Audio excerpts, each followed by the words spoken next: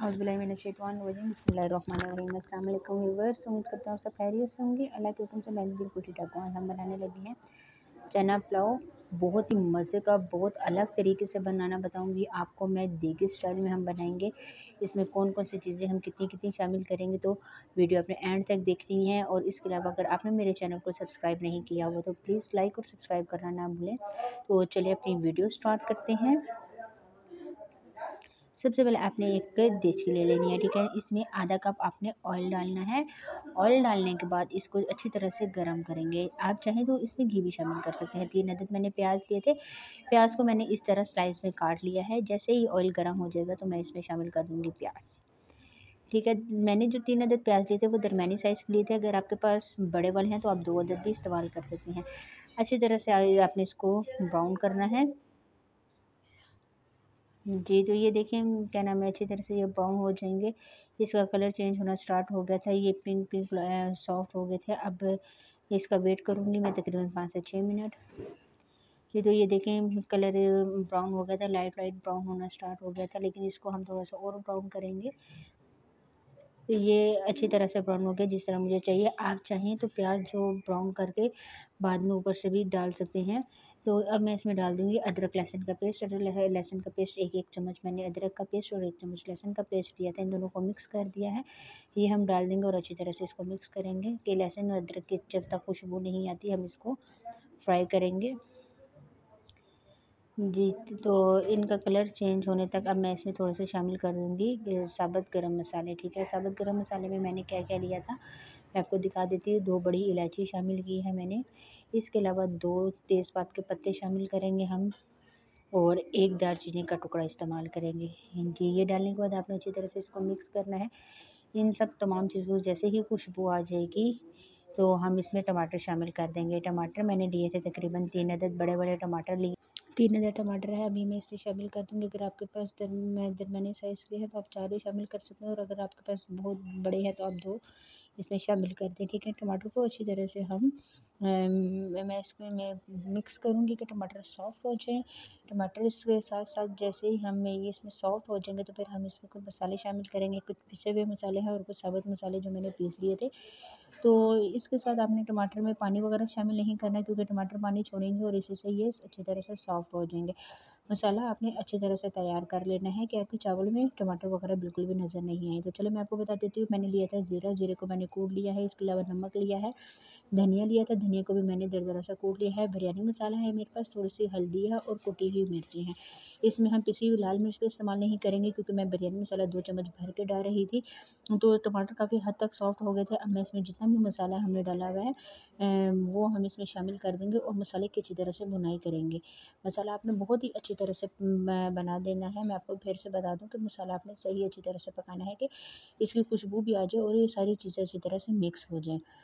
जी। तो साथ-साथ मैं इसको मुसलसल इसको मिक्स कर रही थी। अब तकरीबन 5 मिनट के लिए मैं इसको दम पे दे देती हूँ कि ये अच्छी तरह से तैयार हो जाए। ये तो 5 मिनट गुज़रने के बाद जब देखा तो बहुत ही अच्छी तरह से मसाला बिल्कुल तैयार हो गया था। ऑयल भी काफ़ी हद तक ऊपर आ गया था, ये आप देख सकते हैं। आपने पत्ते वगैरह जो डाले हैं अभी साबुत मसाला आपने बिल्कुल भी नहीं निकालना, ठीक है ना। जब आप चावल तैयार हो जाएँगे तो इसका जायका बहुत ही अच्छा आएगा। इसके अलावा मैं इसमें शामिल कर दूँगी अचार, मेरे पास पड़ा हुआ था, ठीक है ना। 2 चम्मच भर के मैंने इसमें नेशनल वालों का अचार शामिल किया है। तो अचार में भी नमक होता है तो इसलिए मैंने नमक थोड़ा-सा कम शामिल किया था, तो आपने इस चीज़ का ध्यान रखना है। अच्छी तरह से मैं इसको मिक्स कर रही हूँ। मैं आपको बता देती हूँ कि चने मैंने कितने लिए थे और कितनी देर पहले इसको बॉयल कर दिया। तकरीबन मैंने 1 कप, डेढ़ कप भर के चने लिए थे, उसको भिगो दिया था मैंने 2 घंटे पहले और फिर इसको मैंने बॉयल किया तो ये बहुत ही अच्छी तरह से बॉयल हो गया। मसाला जैसे ही अच्छी तरह से तैयार हुआ तो चने इसमें शामिल कर दिए। चने में मैंने कोई भी बेकिंग पाउडर वगैरह ऐड नहीं किया था। आप चने भिगो के रखेंगे तो ये बहुत ही अच्छी तरह से बॉयल हो जाएँगे। अच्छी तरह से अब आपने चने के साथ इसकी मसाले की भुनाई करनी है कि ये ऑयल भी छोड़ दे और मसाला अच्छी तरह से तैयार हो जाए।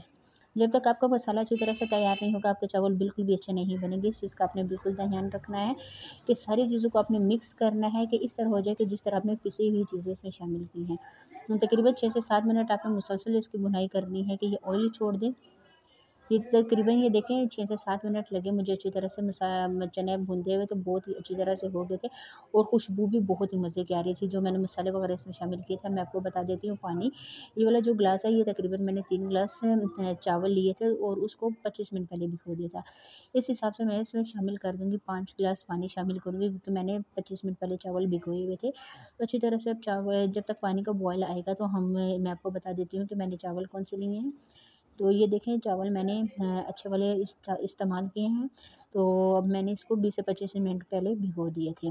अब पानी बॉयल आना स्टार्ट हो गया था, बहुत ही अच्छी तरह से बॉयल आना स्टार्ट हो गया है। अब चावल का जो पानी है वो निकाल दूँगी और चावल को एक दफ़ा हम दोबारा से वॉश कर लेंगे। ये आराम-आराम से आपने इस तरह का पानी निकालना है, देखना है कि चावल वगैरह ना गिर जाए। अच्छी तरह से इसको एक दफ़ा और पानी से धो के अब हम इसमें डाल देंगे। आपके चावल पे वो होता है कि अगर आपके चावल टूट जाते हैं या आपने चावल कम देर भिगोए हैं, तो फिर आपने पानी इसमें पूरा डालना है, ठीक है ना? अगर 3 ग्लास आपके पास पानी है, चावल है सॉरी, तो आपने 6 ग्लास पानी डालना है, लेकिन मैंने चावल पहले ही भिगो दिए थे, तो इसलिए मैंने पानी इसमें कम शामिल किया है। अच्छी तरह से अब इसको मैं छोड़ दूँगी कि ये इसका जितना भी पानी है ये ड्राई हो जाए, ठीक है ना? और उसके बाद फिर हम इसको दम देंगे। इस पॉइंट पे आप नमक चेक कर सकते हैं, अगर नमक कम होगा तो आप डाल लेंगे। तकरीबन 7 से 8 मिनट गुज़रने के बाद चावल दम के लिए बिल्कुल तैयार हो गए हैं। पानी जितना भी मुझे इसका ड्राई करना था, वो पानी इसका अच्छी तरह से हो गया है ड्राई। और ये साइडों पे जो आपको बबल्स नज़र आ रहे हैं, इस तरह जब होगा तो आपने इसको दम पे दे देना है। तकरीबन 15 से 20 मिनट के लिए हम इसको दम देंगे और बिल्कुल हल्की फ्लेम, चूल्हे की फ्लेम आपने बिल्कुल स्लो रखनी है। ये तो 15 मिनट गुज़रने के बाद अब हम चेक करते हैं कि चावल हमारे तैयार हुए हैं तो नहीं।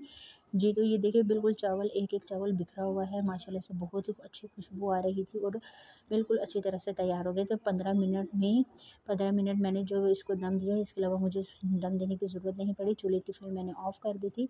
तो अब इसको एक मैं प्लेट में निकाल लेते हैं। इससे पहले मैं आपको दिखा दूँ, आपने बिल्कुल हल्के हाथ से चम्मच चलाना है कि चावल टूटे नहीं। ये तो प्लेट में निकाल लेते हैं, माशाल्लाह से ये आप इसकी देख सकते हैं फाइनल लुक है।